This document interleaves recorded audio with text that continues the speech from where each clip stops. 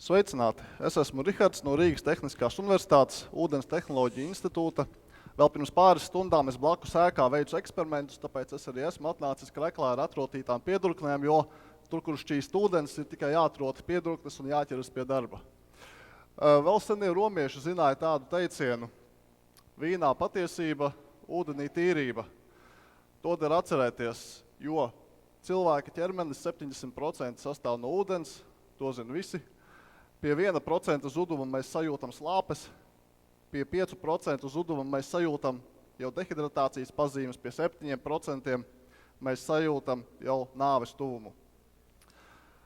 Cilvēks dienā izdzer 2 litrus ūdens, bet kā jūs domājat, cik patērē Rīgas iedzīvotāji vienā diennaktī versijas? Visa Rīga, vesela pilsēta diennaktī.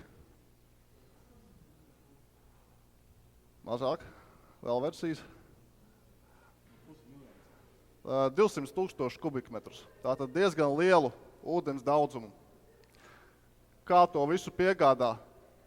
Vispārīga schēma ir diezgan vienkārša. Tātad ir ūdens avots, sagatavošanas stacija, maģistrālie cauruļvadi un beigās ir gala saņēmējs patērētājs.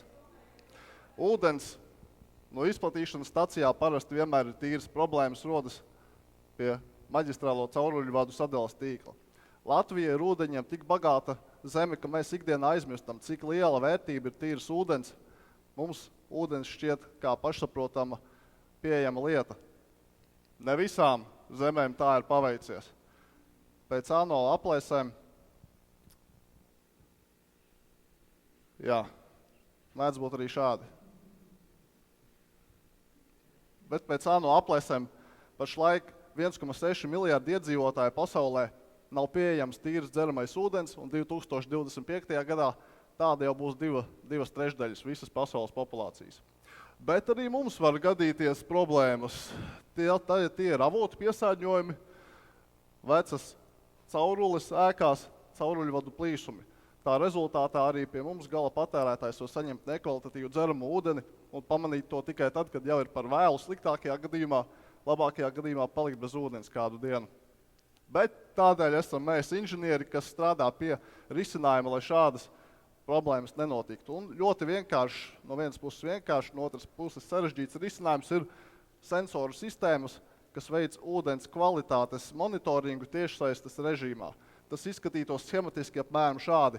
Tātad ir ūdens piegādes cauruļvads, ir sensors un ir attālinātā nolasīšanas sistēma. Sensors reālajā laikā fiksē noteiktu parametru. Mums ir algoritms, pēc kura mēs varam noteikt, ka dzeramajā ūdenī ir kaut kāda veida piesārņojums. Šādi izskatās mūsu laboratorijas iekārta, eksperimentālā 200 metri cauruļvadu, kas ir pieslēgti pilsētas barošanas ūdens tīklam, un šajā sistēmā ir arī 2 sensoru grupas, redzami sensori. Sensori reģistrē tādus parametrus kā chlors temperatūra, elektrovadīt spēja, organiskais ogleklis un virkni citus. Mērķis tam ir atrast tādu sistēmu, kas spētu reģistrēt noteiktus piesārņojumu veidus. Sistēmā mēs eksperimentu laikā dzenam iekšā ar šādu sūknīti noteiktus paraugus, kas imitē noteiktu piesārņojumu veidu. Tie izplatītākie piesārņojumu veidi mūsu būtībā arī Eiropā ir 4 veidu. Pirmais var būt tāds gadījums, ka ir ūdens apgādes stacijas bojājums, kad sistēmā iekļūst neatīrīts ūdens. Nedaudz pārspīlēts variants, bet būtībā pietiek ar pāris minūšu atteici sistēmā, lai patērētājiem aizietu ūdens patiešo no avota.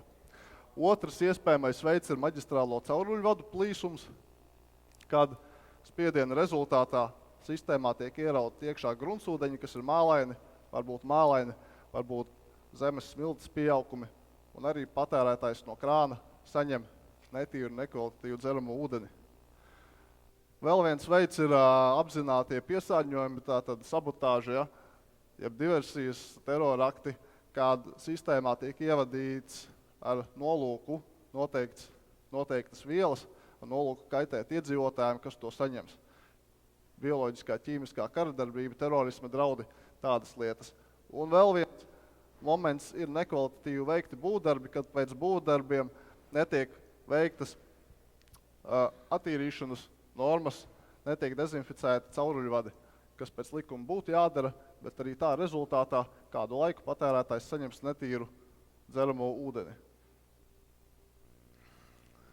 Rezultāts apmēram izskatās šāds, kad sensors fiksē noteikta parametra svārstības tajos brīžos, kad sistēmā ir bijis nekvalitatīvs netīrs ūdens. Gala mērķis, gala rezultāts ir izveidot šīs sensoru sistēmas, kuras varētu piedāvāt, teiksim, Rīgas ūdenim, lai viņi izvietotu savos tīklos un nepārtraukti tiešsaistes režīmā varētu monitorēt to situāciju, kāds ūdens tiek piegādāts patērētājiem un kurā vietā ir noticis sistēmas bojājums un kādēļ un kāda veida piesārņojums tas ir. Es domāju, ka noteikti jautājumi nebūs, jo viss ir ļoti skaidrs. Priekš mums tas ir ļoti liels izaicinājums. Paldies!